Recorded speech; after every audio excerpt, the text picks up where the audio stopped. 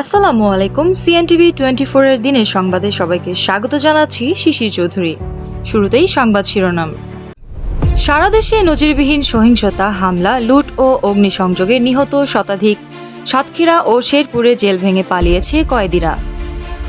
Doctor ইউনূসকে প্রধান উপদেষ্টা করে অন্তর্বর্তীকালীন সরকারের রূপরেখা। বিকেল ৩টার মধ্যে সংসদ বিলুপ্তির আলটিমেটাম, লুটপাট সহিংসতা বন্ধের আহ্বান। সকল দলের সাথে আলোচনা করে যত দ্রুত সম্ভব অন্তর্বর্তীকালীন সরকার। মিথ্যা মামলায় আটক সবাইকে মুক্তি দেওয়া হবে বললেন রাষ্ট্রপতি।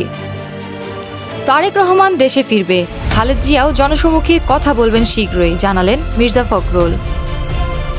মন্ত্রী প্রতিমন্ত্রীরা আত্মগোপনে, শুনশান নীরবতার রাজধানীর মন্ত্রীপাড়ায়। শুনছিলেন সংবাদ শিরোনাম, এবারে বিস্তারিত। আওয়ামী লীগ ও যুবলীগ নেতাকর্মীদের বাড়িতে ব্যাপক হামলা ও ভাঙচুর চালানো হয়। নড়াইল ২ আসনের সংসদ সদস্য মাশরাফির বাড়িসহ জেলা আওয়ামী লীগের সভাপতি ও সেক্রেটারির বাড়ি পুড়িয়ে দিয়েছে বিক্ষোভকারীরা। ডক্টর মোহাম্মদ ইউনূসকে প্রধান উপদেষ্টা করে ছাত্র নাগরিক অভ্যুত্থানের অন্তর্বর্তীকালীন সরকার গঠন করা হবে।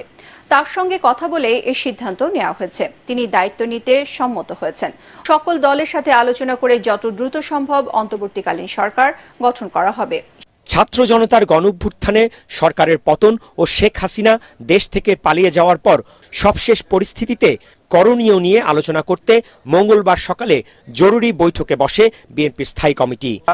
আসলে তারা বলছেন এই যে জোন আছে মন্ত্রীপাড়া, এখান থেকে অর্থাৎ গতকালকেই অধিকাংশ মন্ত্রী তারা ছাড়েন, অর্থাৎ সেটি অনেকটা দুপুরের পরে প্রান্ত পর্যন্ত যেখান থেকেই যে পেরেছেন ছুটে এসেছেন প্রধানমন্ত্রীর সরকারি এই বাসভবনের দিকে।